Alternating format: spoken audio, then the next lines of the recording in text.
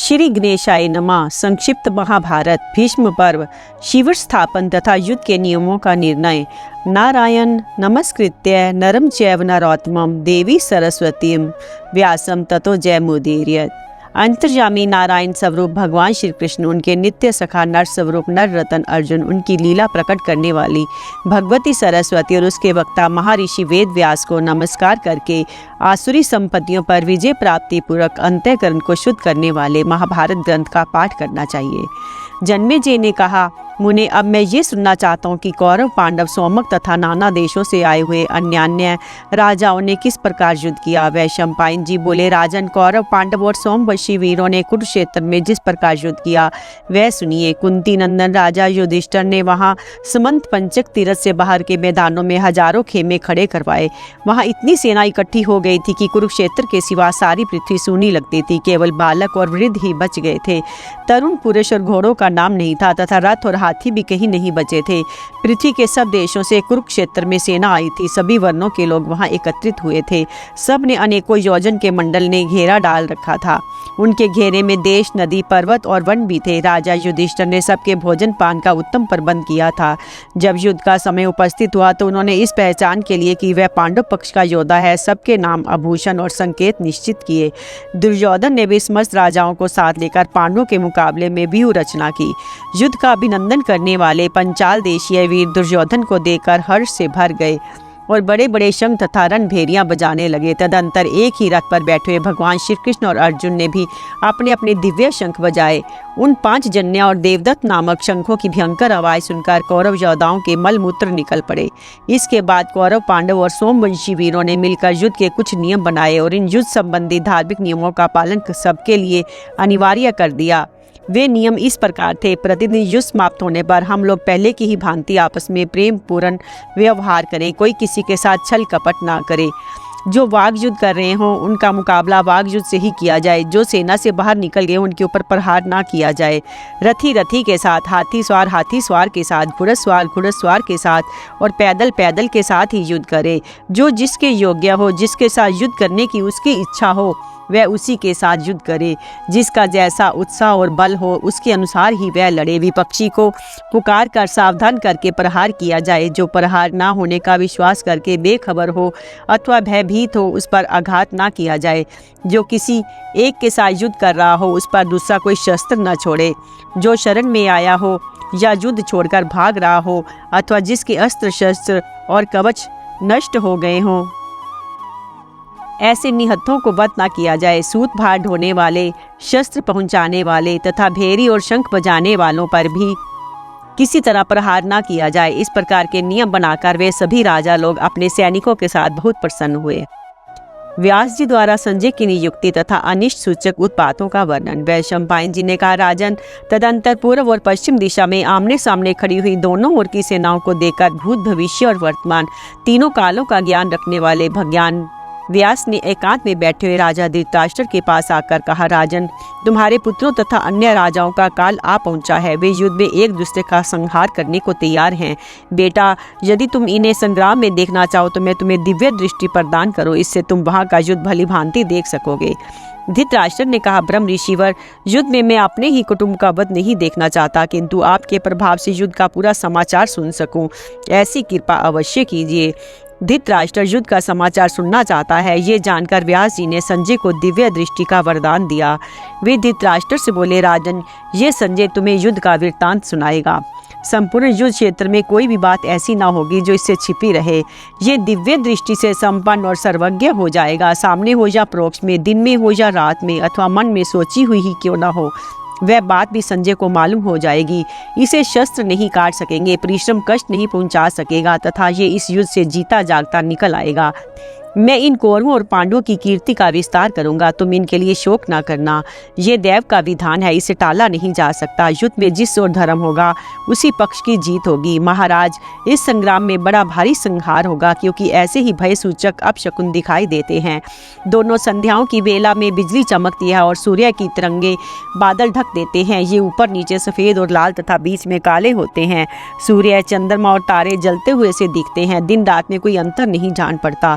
ये लक्षण भय उत्पन्न करने वाला है। कार्तिक की पूर्णिमा को नील कमल के समान रंग वाले आकाश में चंद्रमा प्रभाहीन होने के कारण क्रम दिखता था। उसका रंग अग्नि के समान था। इससे ये सूचित होता है कि अनेकों शूरवीर राजा और राजकुमार युद्ध में प्राण त्याग कर पृथ्वी पर शयन करेंगे। प्रतिदिन सुअर और बिलाव लड़ते हैं और उनका भयंकर नाद सुनाई पड़ता है। देव मूर्तियां कांपती, हंसती और रक्त वमन करती हैं तथा अकस्मात पसीने से तर हो जाती और गिर पड़ती हैं, जो तीनों लोकों में प्रसिद्ध है। उस परम साध्वी अरुधंती इस समय वशिष्ठ को आगे से पीछे कर लिया है। शनेचर रोहिणी को पीड़ा दे रहा है। चंद्रमा का मृग चिन्ह मिट सा गया है। इससे बड़ा भारी भय होने वाला है। आजकल गऊओं के पेट से गधे उत्पन्न होते हैं, घोड़ी से गऊ के बछड़े की उत्पत्ति होती है और कुत्ते गीदड़ पैदा कर रहे हैं। चारों ओर बड़े जोर की आंधी चलती है। धूल का उड़ना बंद ही नहीं होता। बारंबार भूकंप होता है। राहु सूर्य पर आक्रमण करता है। केतु चित्रा पर स्थित है। धूमकेतु पुष्य नक्षत्र में स्थित है। ये महान ग्रह दोनों सेनाओं को घोर अमंगल करेगा। मंगल वक्री होकर मघा नक्षत्र पर स्थित है।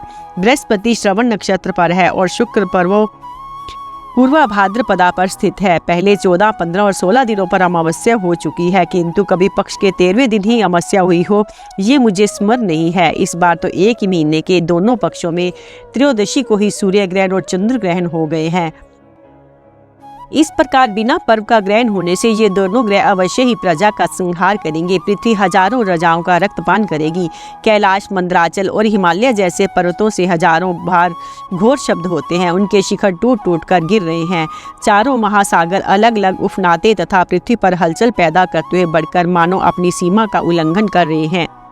व्यास, धृतराष्ट्र संवाद और संजय द्वारा भूमि के गुणों का वर्णन।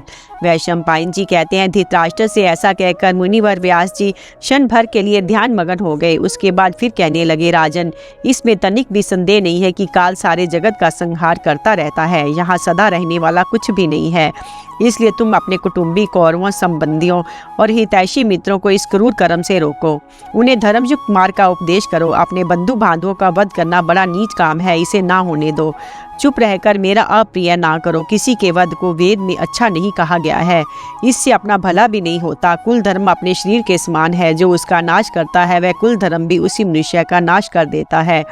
इस कुल धर्म की रक्षा तुम कर सकते हो, तो भी काल से प्रेरित होकर आपत्ति काल के समान अधर्म पथ में प्रवृत्त हो रहे हो। तुम्हें राज्य के रूप में बहुत बड़ा अनर्थ प्राप्त हुआ है, क्योंकि ये समस्त कुल के तथा अनेकों राजाओं के विनाश का कारण बन गया है। यद्यपि तुम धर्म का बहुत लोभ कर चुके हो, तो भी मेरे कहने से अपने पुत्रों को धर्म का मार्ग दिखाओ। ऐसे राज्य से तुम्हें क्या लेना है जिससे पाप का भागी होना पड़े। धर्म की रक्षा करने से तुम्हें यश, कीर्ति और स्वर्ग मिलेगा। अब ऐसा करो जिससे पांडव अपना राज्य पा सकें और कौरव भी सुख शांति का अनुभव करें। धृतराष्ट्र ने कहा, तात, सारा संसार स्वार्थ से मोहित हो रहा है। मुझे भी सर्वसाधारण की ही भांति समझिए।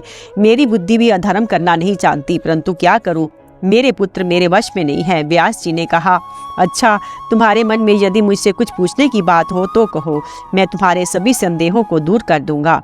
धृतराष्ट्र ने कहा, भगवान, संग्राम में विजय पाने वालों को जो शुभ शकुन दृष्टिगोचर होते हैं उन सब को मैं सुनना चाहता हूँ। व्यास जी ने कहा, हवनीय अग्नि की प्रभा पर निर्मल हो, उसकी लपटें ऊपर उठती हों अथवा प्रदक्षिण क्रम से घूमती हों, उनसे धुआं ना निकले, आहुति डालने पर उसमें पवित्र गंध फैलने लगे, तो इसे भावी विजय का चिन्ह बताया गया है। भारत, जिस पक्ष में योद्धाओं के मुख से हर्ष भरे वचन निकलते हो, उनका धैर्य बना रहता हो, पहनी हुई मालाएं कुम्हलाती ना हो, वे ही युद्ध रूपी महासागर को पार करते हैं। सेना थोड़ी हो या बहु, योद्धाओं का उत्साहपूर्ण हर्ष ही विजय का प्रधान लक्षण माना गया है।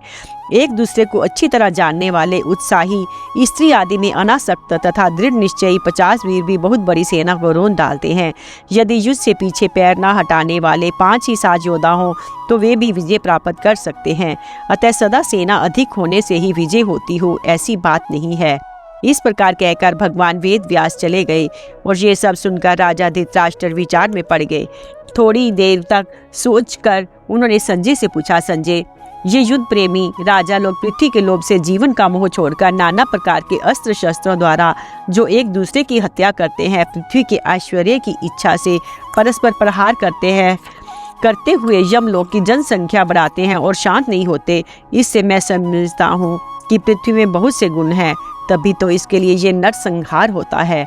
अतः तुम मुझसे इस पृथ्वी का ही वर्णन करो। संजय बोला, भरत श्रेष्ठ, आपको नमस्कार है। मैं आपकी आज्ञा के अनुसार पृथ्वी के गुणों का वर्णन करता हूँ, ध्यान देकर सुनिए। इस पृथ्वी पर 2 प्रकार के प्राणी हैं, चर और अचर। चरों के 3 भेद हैं, अंडज, स्वेदज और जरायुज। इन तीनों में जरायुज श्रेष्ठ है तथा जरायुजों में मनुष्य और पशु प्रधान है। इनमें से कुछ ग्रामवासी और कुछ वनवासी होते हैं। ग्रामवासियों में मनुष्य श्रेष्ठ है और वनवासियों में सिंह। अचर और स्थावरों को उद्भिज भी कहते हैं। उनकी 5 जातियां हैं, वृक्ष, गुल्म, लता, बलि और तवकसार। ये 3 जाति के अंतर्गत हैं। ये संपूर्ण जगत इस पृथ्वी पर ही उत्पन्न होता और इसी में नष्ट हो जाता है। भूमि ही संपूर्ण भूतों की प्रतिष्ठा है। भूमि ही अधिक काल तक स्थिर रहने वाली है। जिसका भूमि पर अधिकार है उसी के वश में संपूर्ण चराचर जगत है। इसलिए इस भूमि में अत्यंत लोभ रखकर सब राजा एक दूसरे को प्राणघात करते हैं। युद्ध में भीष्म जी का पतन सुनकर धृतराष्ट्र का विषाद तथा संजय द्वारा कौरव सेना के संगठन का वर्णन। वैशंपायन जी कहते हैं, राजन, एक दिन की बात है, राजा धृतराष्ट्र चिंता में निमग्न होकर बैठे थे। इसी समय सहसा संग्राम भूमि से लौटकर संजय उनके पास आया और बहुत दुखी होकर बोला, महाराज, मैं संजय हूँ, आपको प्रणाम करता हूँ। शांतनंदन, भीष्म जी युद्ध में मारे गए, जो समस्त योद्धाओं के शिरोमणि और धनुर्धारियों के सहारे थे। वे कौरवों के पितामह आज बाणशैया पर सो रहे हैं। जिन महारथी ने काशीपुरी में अकेले ही एकमात्र रथ की सहायता से वहां जुटे हुए समस्त राजाओं को युद्ध में परास्त कर दिया था, जो निडर होकर युद्ध के लिए परशुराम जी के साथ भी भिड़ गए थे और साक्षात परशुराम जी ने भी जिन्हें मार नहीं सके थे, वे ही आज शिखंडी के हाथ से मारे गए। जो शूरता में इंद्र के समान, स्थिरता में हिमालय के सदृश, गंभीरता में समुद्र के समान और सहनशीलता में पृथ्वी के तुल्य थे, जिन्होंने हजारों बाणों की वर्षा करते हुए 10 दिनों में 1 अरब सेना का संहार किया था, वे ही इस समय आंधी के उखाड़े हुए वृक्ष की भांति पृथ्वी पर पड़े हैं। राजन, ये सब आपकी कुमंत्रणा का फल है। भीष्म जी कदापि ऐसी दशा के योग्य नहीं थे। धृतराष्ट्र बोले, संजय, कौरवों में श्रेष्ठ और इंद्र के समान पराक्रमी पितृवर भीष्म जी शिखंडी के हाथ से कैसे मारे गए? उनकी मृत्यु का समाचार सुनकर मेरे हृदय में बड़ी पीड़ा हो रही है। जिस समय वे युद्ध के लिए अग्रसर हुए थे, उसी समय उनके पीछे कौन गए थे तथा आगे कौन थे? उसके धनुष और बाण तो बड़े ही उग्र थे, रथ भी बहुत उत्तम था। वे अपने बाणों से प्रतिदिन शत्रु के मस्तक काटते थे तथा काल अग्नि के समान दुर्धर्ष थे। उन्हें युद्ध के लिए उद्यत देखकर पांडवों को बहुत बड़ी सेना कांप उठती थी। वे 10 दिन से लगातार पांडव सेना का संहार कर रहे थे। हाय, ऐसा दुष्कर कार्य करके वे आज सूर्य के समान अस्त हो गए। कृपाचार्य और द्रोणाचार्य भी उनके पास ही थे, तो भी उनकी मृत्यु कैसे हो गई, जिन्हें देवता भी नहीं दबा सकते थे? जो अतिरथी वीर थे, उन्हें पंचाल देशीय शिखंडी ने कैसे मार गिराया? मेरे पक्ष के किन किन वीरों ने अंत तक उनका साथ नहीं छोड़ा? दुर्योधन की आज्ञा से कौन कौन वीर उन्हें चारों ओर से घेरे हुए था? संजय, सचमुच ही मेरा हृदय पत्थर का बना है, बड़ा ही कठोर है। तभी तो भीष्म जी की मृत्यु का समाचार सुनकर भी ये नहीं फटता। भीष्म जी के सत्य, बुद्धि तथा नीति आदि सद्गुणों की तो था ही नहीं थी। वे युद्ध में कैसे मारे गए? संजय, बताओ, उस समय पांडवों के साथ भीष्म जी का कैसा युद्ध हुआ? हाय, उनके मरने से मेरे पुत्रों की सेना पति और पुत्र से हीन स्त्री के समान असहाय हो गई। हमारे पिता भीष्म संसार में प्रसिद्ध धर्मात्मा और महापराक्रमी थे। उन्हें मरवाकर अब हमारे जीने के लिए भी कौन सा सहारा रह गया है? मैं समझता हूँ कि नदी के पार जाने की इच्छा वाले मनुष्य नाव को पानी में डूबी देखकर जैसे व्याकुल हो जाते हैं, उसी प्रकार भीष्म जी की मृत्यु से मेरे पुत्र भी शोक में डूब गए होंगे। जान पड़ता है, धैर्य अथवा त्याग के बल से किसी का मृत्यु से छुटकारा नहीं हो सकता। अवश्य ही काल बड़ा बलवान है, संपूर्ण जगत में कोई भी इसका उल्लंघन नहीं कर सकता। मुझे तो भीष्म जी से ही अपनी रक्षा की बड़ी आशा थी। उनको रणभूमि में गिरा देख दुर्योधन ने क्या विचार किया तथा कर्ण, शकुनी और दुशासन से क्या कहा? भीष्म जी के अतिरिक्त और किन किन राजाओं की हार जीत हुई तथा कौन कौन बाणों के निशाने बनाकर मार गिराए गए?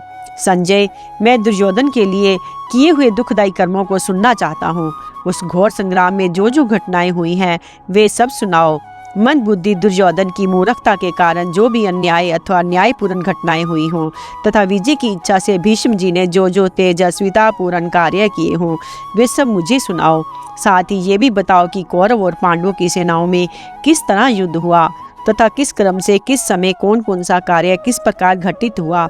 संजय ने कहा, महाराज, आपका ये प्रश्न आपके योग्य ही है, परंतु ये सारा दोष आप दुर्योधन के ही माथे नहीं मर सकते। जो मनुष्य अपने ही दुष्कर्मों के कारण अशुभ फल भोग रहा है, उसे उस पाप का बोझा दूसरे पर नहीं डालना चाहिए। बुद्धिमान पांडव अपने साथ किए गए कपट एवं अपमान को अच्छी तरह समझते थे, तो भी उन्होंने केवल आपकी ओर देखकर अपने मंत्रियों सहित चिरकाल तक वन में रहकर सब कुछ सहन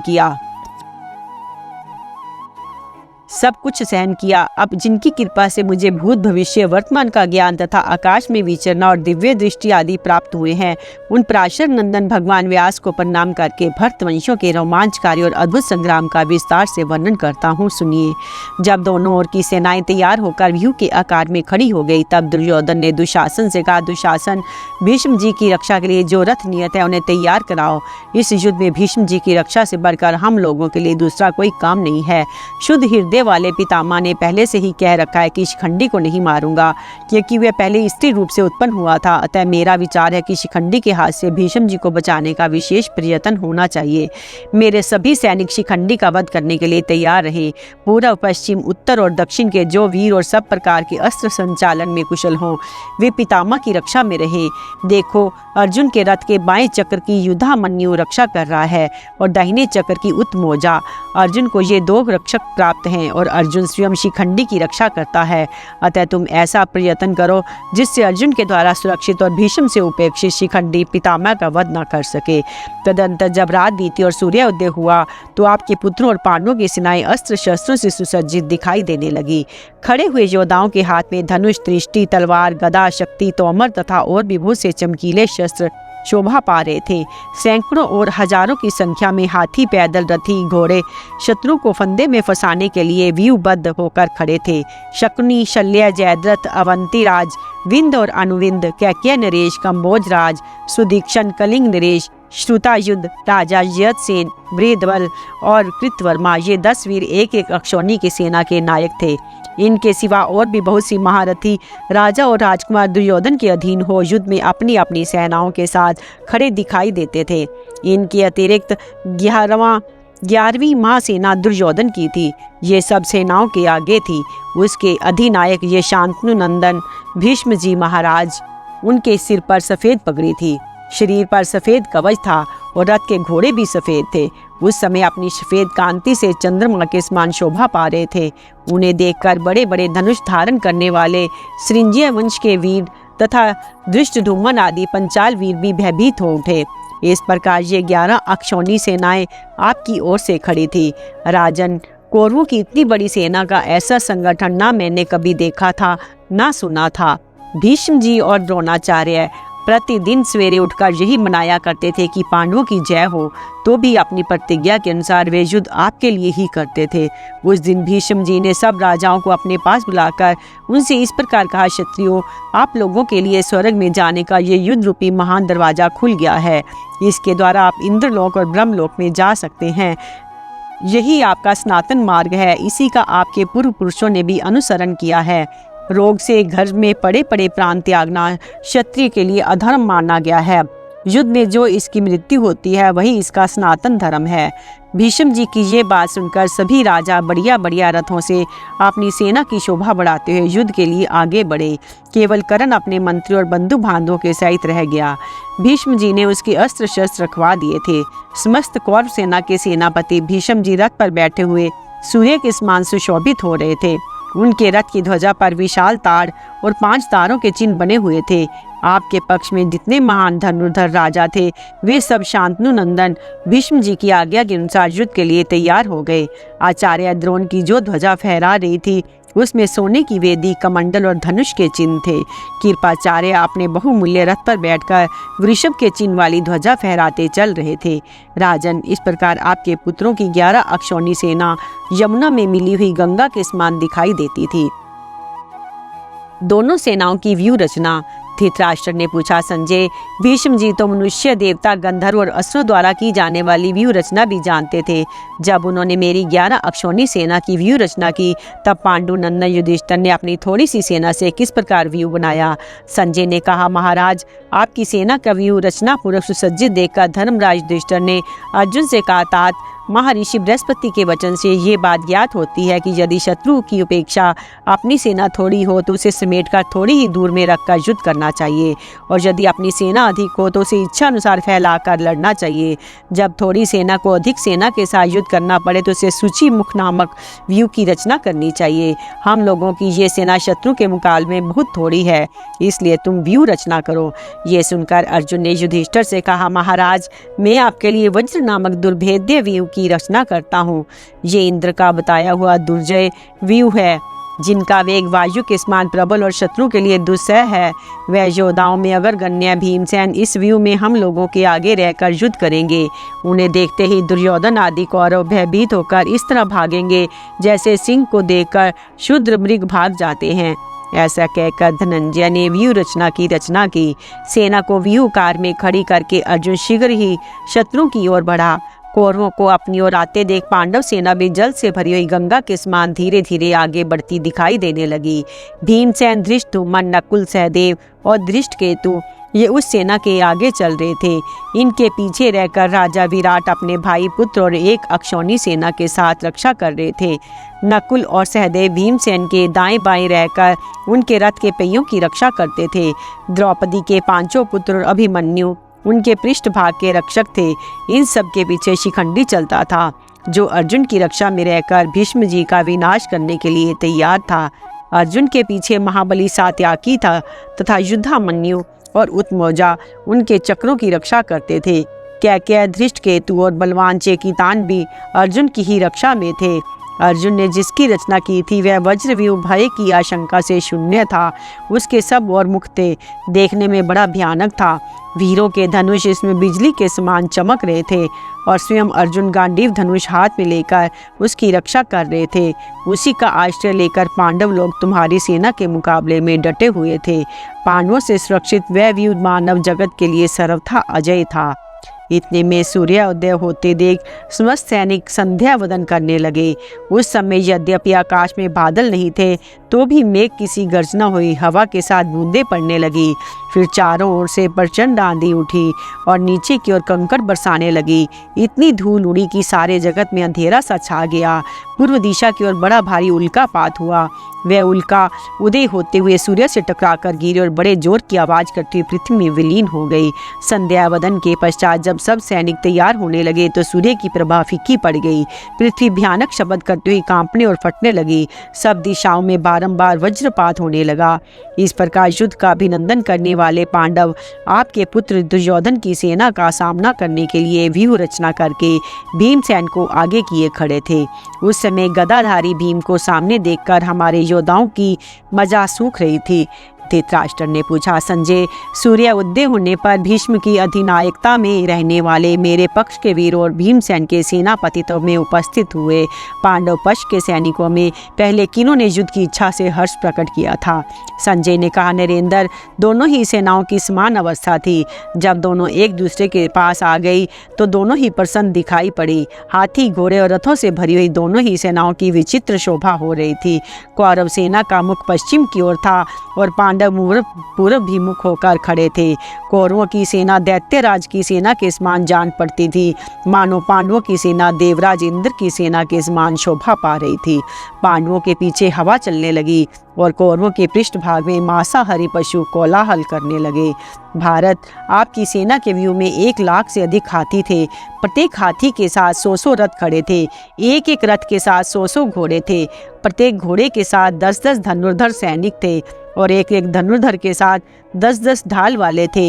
इस प्रकार भीष्म जी ने आपकी सेना का व्यूह बनाया था। वे प्रतिदिन व्यूह बदलते रहते थे। किसी दिन मानव व्यूह रचते थे तो किसी दिन देव व्यूह तथा किसी दिन गंधर्व व्यूह बनाते थे तो किसी दिन आसुर व्यूह।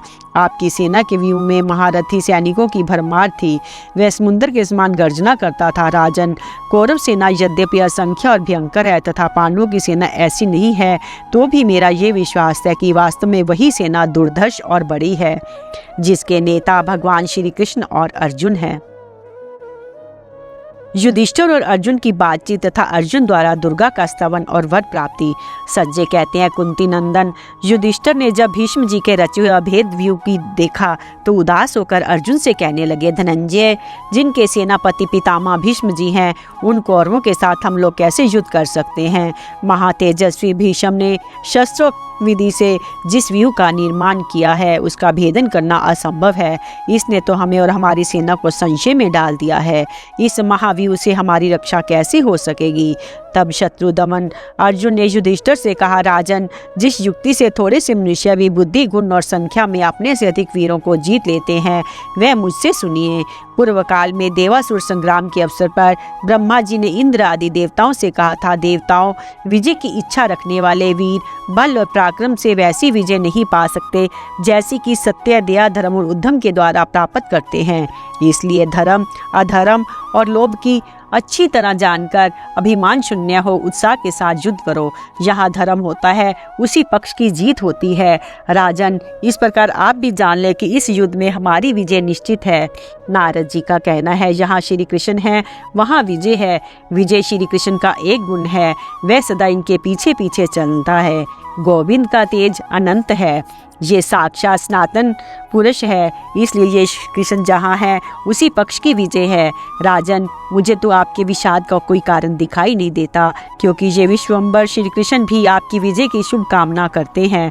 तदंतर राजा युधिष्ठिर ने भीष्म का मुकाबला करने के लिए व्यूह आकार में खड़ी हुई अपनी सेना को आगे बढ़ने की आज्ञा दी। उनका रथ इंद्र के रथ के समान सुंदर था तथा उस पर युद्ध की सामग्री रखी हुई थी। जब वे उस पर सवार हुए तो उनके पुरोहित शत्रुओं का नाश हो ऐसा कहकर आशीर्वाद देने लगे तथा ब्रह्म ऋषि और श्रोत्रिय विद्वान जप मंत्र एवं औषधियों के द्वारा सब ओर से स्वच्छ स्वाचन करने लगे। राजा युधिष्ठिर ने भी वस्त्र, गौ, फल, फूल और स्वर्ण मुद्राएं ब्राह्मणों को दान करके फिर युद्ध के लिए यात्रा की। भीमसेन ने आपके पुत्रों का संहार करने के लिए बड़ा भयानक रूप धारण किया था। उन्हें देखकर आपके योद्धा घबरा उठे और भय के मारे उनका साहस जाता रहा। इधर भगवान श्री कृष्ण ने अर्जुन से कहा, नर श्रेष्ठ, ये जो आपकी सेना के मध्य भाग में खड़े हो सिंह के समान हमारे सैनिकों की ओर देख रहे हैं, वे ही कुरुकुल की ध्वजा फहराने वाले भीष्म जी हैं। जैसे मेघ सूर्य को ढक देता है, उसी प्रकार ये सेनाएं इन महानुभाव को घेरे खड़ी हैं। तुम पहले इन सेनाओं को मारकर फिर भीष्म जी के साथ युद्ध की इच्छा करना। इसके बाद भगवान श्री कृष्ण ने कौरव सेना की ओर दृष्टिपात किया और युद्ध का समय उपस्थित देख अर्जुन के हित के लिए इस प्रकार कहा, महाबाहो, युद्ध के आरंभ में शत्रु को पराजित करने के लिए पवित्र होकर तुम दुर्गा देवी की स्तुति करो। भगवान वासुदेव की ऐसी आज्ञा देने पर अर्जुन रथ से नीचे उतर पड़े और हाथ जोड़कर दुर्गा का स्तवन करने लगे। मंदराचल पर निवास करने वाली सिद्धों की सेना नेत्री आर्य, तुम्हें बारंबार नमस्कार है। तुम ही कुमारी, काली, कपाली, कपिला, कृष्ण पिंगला, भद्रकाली और महाकाली आदि नामों से प्रसिद्ध हो। तुम्हें बारंबार प्रणाम है। दुष्टों पर प्रचंड कोप करने के कारण तुम चंडी कहलाती हो। भक्तों को संकट से तारने के कारण तारिणी हो। तुम्हारे शरीर का दिव्य वर्ण बहुत ही सुंदर है। मैं तुम्हें प्रणाम करता हूँ। महाभागे, तुम ही शोभ्य और सुंदर रूप वाली कात्यायनी हो। तुम ही विकराल रूप धारणी काली हो। तुम ही विजय और जया के नाम से विख्यात हो। मोरपंख की तुम्हारी ध्वजा है। नाना प्रकार के आभूषण तुम्हारे अंगों की शोभा बढ़ाते हैं। त्रिशूल, खड्ग और खेटक आदि आयुधों को धारण करती हो। नंद गोप के वंश में तुमने अवतार लिया था, इसलिए गोपेश्वर श्री कृष्ण की तुम छोटी बहन हो। गुण और प्रभाव में सर्वश्रेष्ठ हो। महिषासुर का रक्त बहाकर तुम्हें बड़ी प्रसन्नता हुई थी। तुम कुशिक गोत्र में अवतार लेने के कारण कौशिकी नाम से भी प्रसिद्ध हो। पीताम्बर धारण करती हो। जब तुम शत्रु को देखकर अट्टहास करती हो, उस समय तुम्हारा मुख चक्र के समान उद्दीप्त हो उठता है। युद्ध तुम्हें बहुत ही प्रिय है। मैं तुम्हें बारंबार प्रणाम करता हूँ। उमा, शाकंभरी, श्वेता, कृष्णा, कैटभ नाशिनी, हिरण्याक्षी, विरूपाक्षी, सुधु, मराक्षी आदि नाम धारण करने वाली देवी, तुम्हें अनेकों बार नमस्कार है। तुम वेदों की श्रुति हो। तुम्हारा स्वरूप अत्यंत पवित्र हो। वेद और ब्राह्मण तुम्हें प्रिय हैं।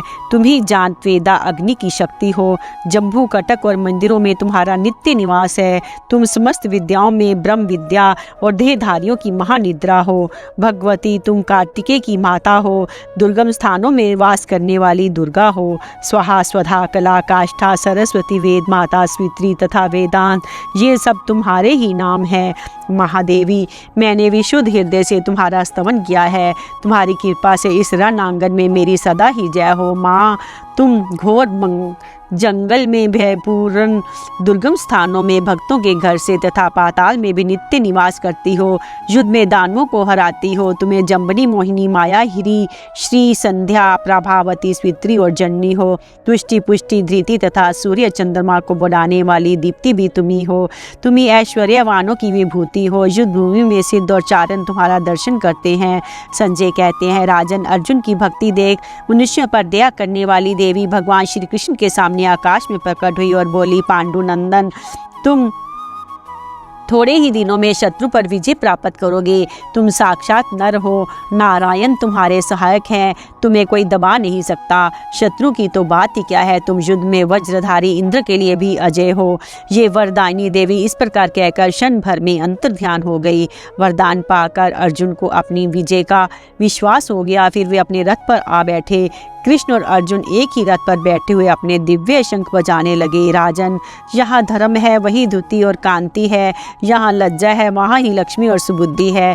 इसी प्रकार यहाँ धर्म है वहाँ ही श्री कृष्ण, जहाँ श्री कृष्ण है वहाँ ही जय है। श्रीमद् भगवद गीता। अर्जुन विषाद योग। धृतराष्ट्र बोले, संजय, धर्म भूमि कुरुक्षेत्र में एकत्रित युद्ध की इच्छा वाले मेरे और पांडु के पुत्रों ने क्या किया? संजय बोले, उस समय राजा दुर्योधन ने व्यूह रचना युक्त पांडवों की सेना को देखकर और द्रोणाचार्य के पास जाकर ये वचन कहा, आचार्य, आपके बुद्धिमान शिष्य द्रुपद पुत्र धृष्टद्युम्न द्वारा व्यूहकार खड़ी की हुई पांडु पुत्रों की इस बड़ी भारी सेना को देखिए। इस सेना में बड़े बड़े धनुषों वाले तथा युद्ध में भीम और अर्जुन के समान शूरवीर सात्याकी और विराट तथा महारथी राजा द्रुपद, धृष्टकेतु और चेकितान तथा बलवान काशीराज, पुरुजित, कुंती भोज और मनुष्यों में श्रेष्ठ शैव्य, पराक्रमी युधामन्यु तथा बलवान उत्मौजा, सुभद्रा पुत्र अभिमन्यु एवं द्रौपदी के पांचों पुत्र, ये सभी महारथी हैं। ब्राह्मण श्रेष्ठ, अपने पक्ष में जो प्रधान हैं उनको आप समझ लीजिए। आपकी जानकारी के लिए मेरी सेना के जो सेनापति हैं उसको बतलाता हूँ। आप द्रोणाचार्य और पितामह भीष्म तथा कर्ण और संग्राम विजयी कृपाचार्य तथा वैसे ही अश्वत्थामा, विकर्ण और सोमदत्त का पुत्र भूरिश्रवा और भी मेरे लिए जीवन की आशा त्याग देने वाले बहुत से शूरवीर, अनेक प्रकार के शस्त्र अस्त्रों से सुसज्जित और सबके सब युद्ध में चतुर हैं। भीष्म पितामह द्वारा रक्षित हमारी ये सेना सब प्रकार से अजय है और भीम द्वारा रक्षित इन लोगों की ये सेना जीतने में सुगम है। इसलिए सब मोर्चों पर अपनी अपनी जगह स्थित रहते हुए आप लोग सभी निस्संदेह भीष्म पितामह की ही सब ओर से रक्षा करें। कौरवों में वृद्ध बड़े प्रतापी पितामह भीष्म ने उस दुर्योधन के हृदय में हर्ष उत्पन्न करते हुए उच्च स्वर से सिंह की दहाड़ के समान गर्ज कर शंख बजाया। इसके पश्चात शंख और नगारे तथा ढोल, मृदंग तथा नरसिंगे आदि बाजे एक साथ ही बज उठे। उनका वह शब्द बड़ा भयंकर हुआ। इसके अनंतर सफेद घोड़ों से युक्त उत्तम रथ में बैठे हुए श्री कृष्ण महाराज और अर्जुन ने भी अलौकिक शंख बजाए। श्री कृष्ण महाराज ने पांचजन्य नामक, अर्जुन ने देवदत्त नामक और भयानक कर्म वाले भीमसेन ने पौंड्र नामक महाशंख बजाया। कुंती पुत्र राजा युधिष्ठिर ने अनंत विजय नामक और नकुल तथा सहदेव ने सुघोष और मणिपुष्पक नामक शंख बजाए।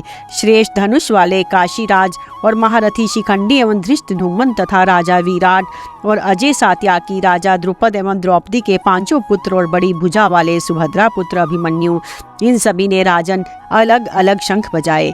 उस भयानक शब्द ने आकाश और पृथ्वी को भी गुंजाते हुए धृतराष्ट्र पुत्रों, आपके पुत्रों के हृदय विदीर्ण कर दिए।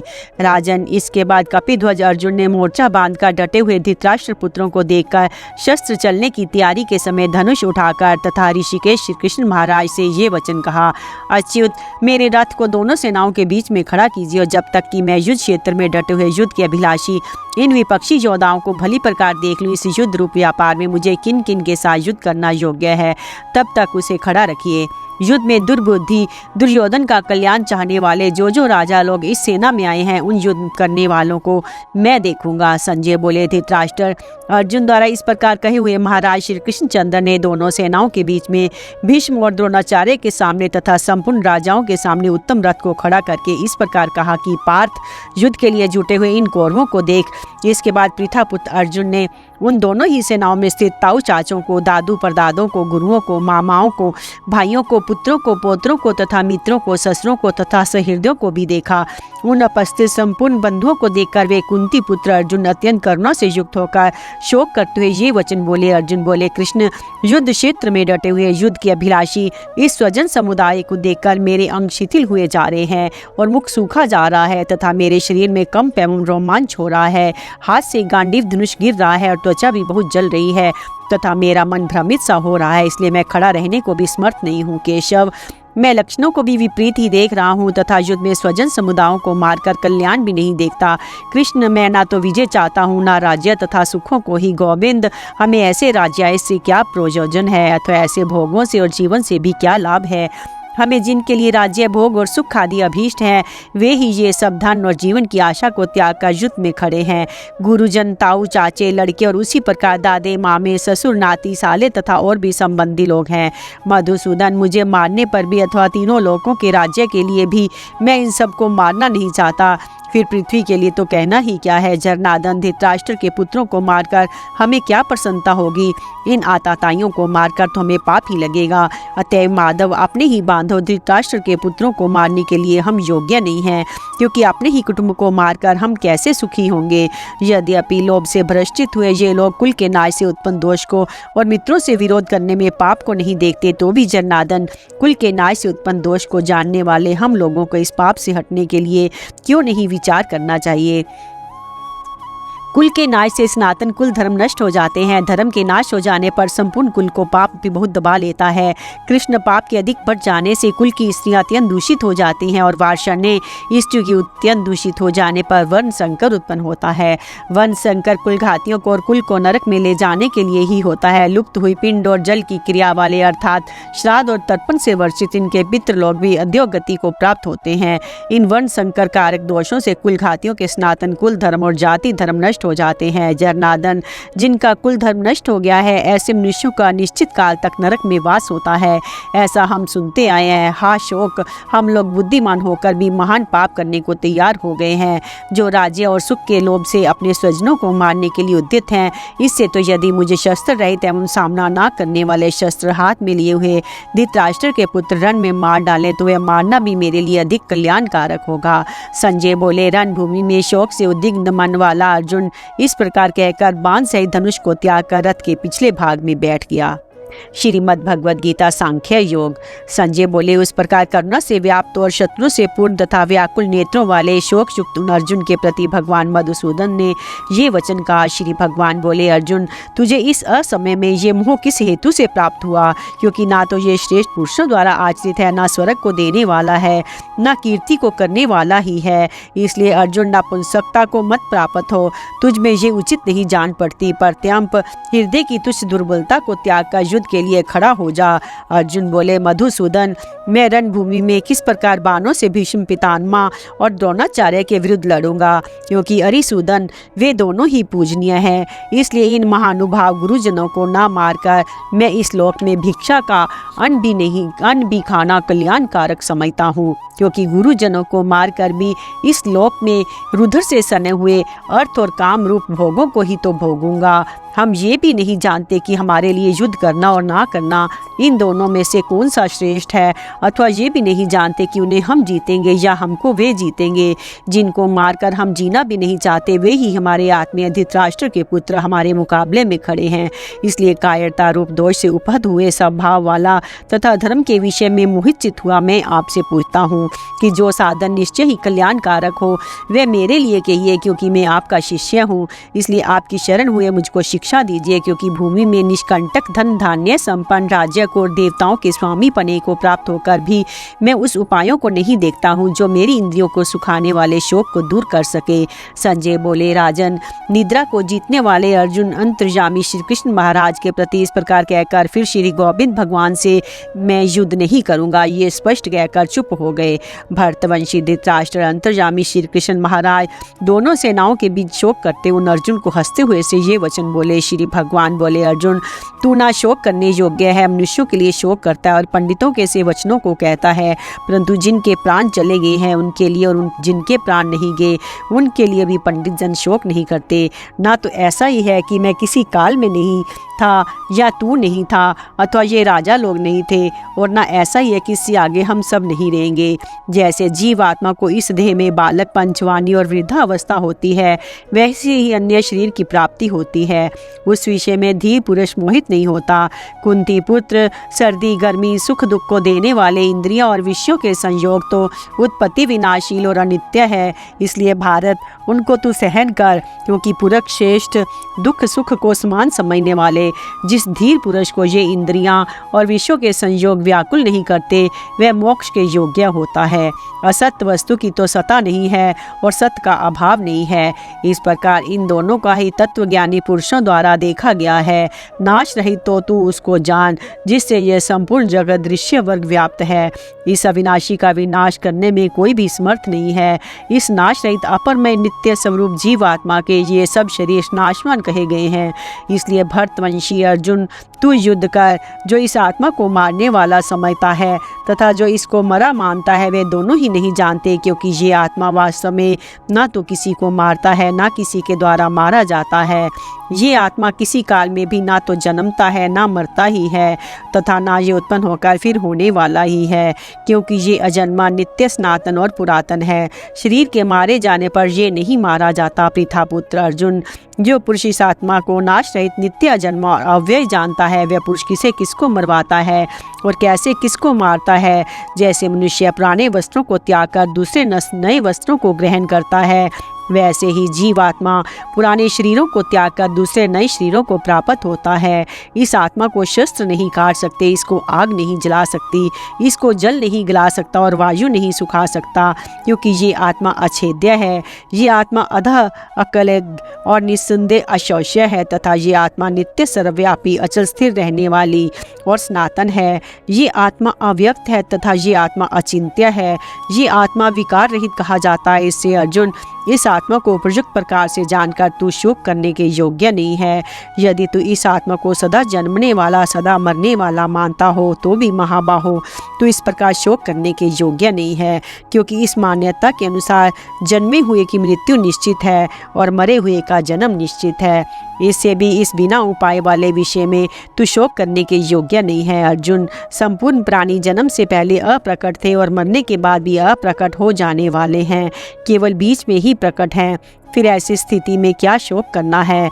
कोई एक महापुरुष ही इस आत्मा को आश्चर्य की भांति देखता है, वैसे ही दूसरा कोई महापुरुष ही इसके तत्व के आश्चर्य की भांति वर्णन करता है तथा दूसरा कोई अधिकारी पुरुष ही इसे आश्चर्य की भांति सुनता है और कोई कोई तो सुनकर भी इसको नहीं जानता। अर्जुन, ये आत्मा सबके शरीर में सदा ही अवध्य है, इसलिए संपूर्ण प्राणियों के लिए तू शोक करने के योग्य नहीं है तथा अपने धर्म को देखकर भी तू भय करने योग्य नहीं है, क्योंकि क्षत्रिय के लिए धर्मयुक्त युद्ध से बढ़कर दूसरा कोई कल्याणकारी कर्तव्य नहीं है।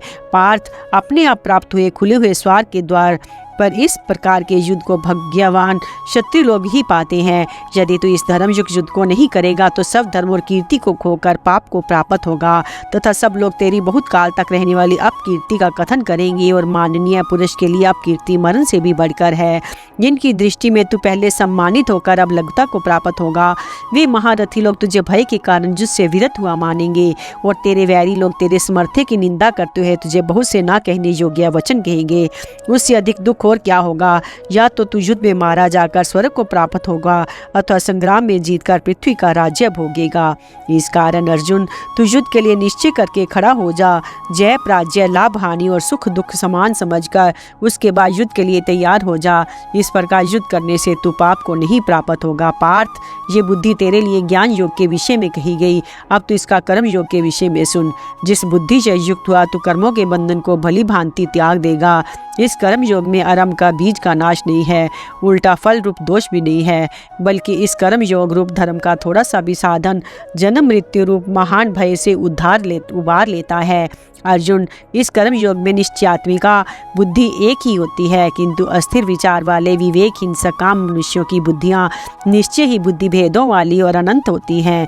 अर्जुन, जो भोगों में तन्मय हो रहे हैं, जो कर्म फल के प्रशंसक, वेद वाक्यों में ही प्रीति रखने वाले हैं, जिनकी बुद्धि में स्वर्ग ही परम प्राप्य वस्तु है, जो स्वर्ग से बढ़कर दूसरी कोई वस्तु ही नहीं है, ऐसा कहने वाले हैं, वे अविवेकी जन भोग तथा ऐश्वर्य की प्राप्ति के लिए नाना प्रकार की बहुत सी क्रियाओं का वर्णन करने वाली और जन्म रूप कर्म फल देने वाली इस प्रकार की जिस पुष्पित ज्ञानी दिखाऊ शोभा युक्त वाणी को कहा करते हैं, उस वाणी द्वारा हरे हुए चित्त वाले जो भोग और ऐश्वर्य में अत्यंत आसक्त हैं, उन पुरुषों की परमात्मा के स्वरूप में निश्चय आत्मिका बुद्धि नहीं होती। अर्जुन, सब वेद उपयुक्त प्रकार से तीनों गुणों के कार्य रूप समस्त भोगों एवं उनके साधनों का प्रतिपादन करने वाले हैं, इसलिए तू उन भोगों एवं उनके साधनों से शक्तिहीन, हर्ष शोक आदि द्वंद्वों से रहित नित्य वस्तु परमात्मा में स्थित योगक्षेम को न चाहने वाला और जीते हुए मन वाला हो। सब ओर से परिपूर्ण जलाशय के प्राप्त हो जाने पर छोटे जलाशय में मनुष्य का जितना प्रयोजन रहता है, ब्रह्म को तत्व से जानने वाले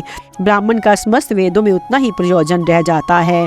तेरा कर्म करने में ही अधिकार है, उसके फल में कभी नहीं, इसलिए तू कर्मों के फल का हेतु मत हो तथा तेरी कर्म ना करने में भी आसक्ति ना हो। धनंजय, तू आसक्ति को त्याग कर तथा सिद्धि और असिद्धि में समान बुद्धि वाला होकर योग में स्थित हुआ कर्तव्य कर्मों को कर। समतव ही योग कहलाता है। इस समतव रूप बुद्धि युग से काम कर्म अत्यंत ही निम्न श्रेणी का है, इसलिए धनंजय तू समतव बुद्धि में ही रक्षा का उपाय ढूंढ, क्योंकि फल के हेतु बनने वाले अत्यंत दीन हैं। समतव बुद्धि युक्त पुरुष पुण्य और पाप दोनों को इसी लोक में त्याग देता है।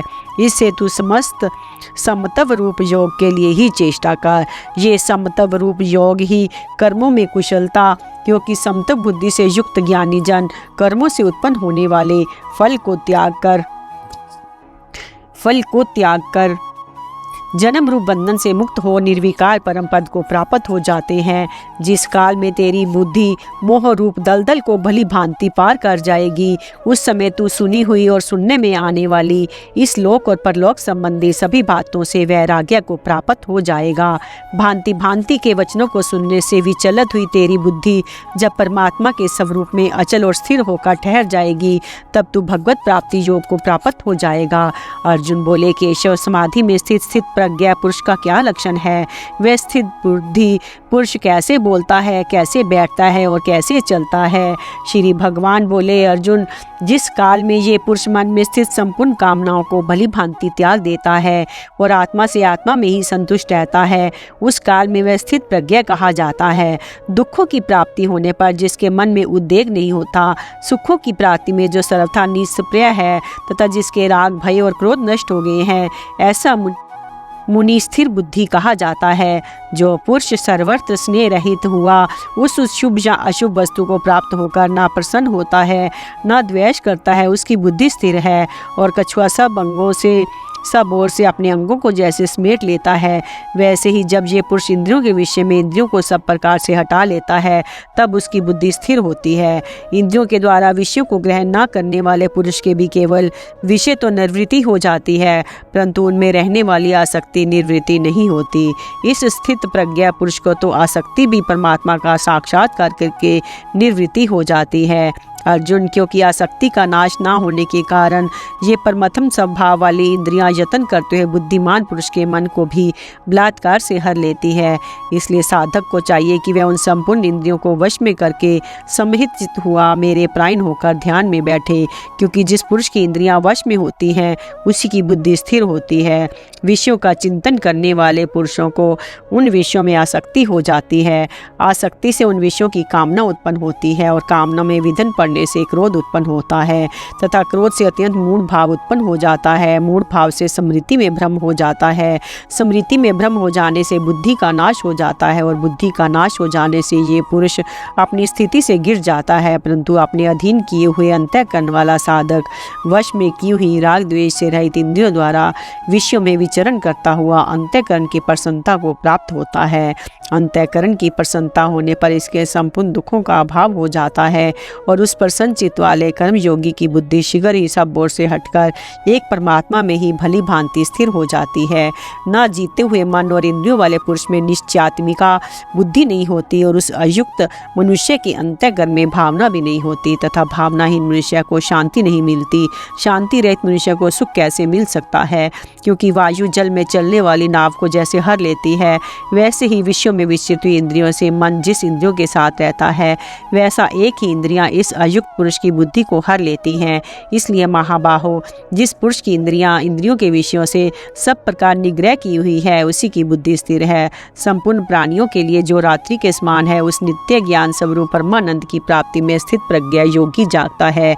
जिस नाशवान संसारिक सुख की प्राप्ति में सब प्राणी जागते हैं, परमात्मा के तत्व को जानने वाले मुनि के लिए वह रात्रि के समान है। जैसे नाना नदियों के जल सब ओर से परिपूर्ण अचल प्रतिष्ठा वाले समुद्र में उसको विचलित ना करते हुए समा जाते हैं, वैसे ही सब भोग जिस स्थित प्रज्ञा पुरुष में किसी प्रकार का विकार उत्पन्न किए बिना ही समा जाते हैं, वही पुरुष परम शांति को प्राप्त होता है। भोगों को चाहने वाला नहीं, जो पुरुष संपूर्ण कामनाओं को त्याग कर ममता रहित, अहंकार रहित और सप्रिय रहित और विचरता है, वही शांति को प्राप्त होता है। अर्जुन, ये ब्रह्म को प्राप्त हुए पुरुष की स्थिति है। इसको प्राप्त होकर योगी कभी मोहित नहीं होता और अंतकाल में बेस ब्रह्मी स्थिति में स्थित होकर ब्रह्मानंद को प्राप्त हो जाता है।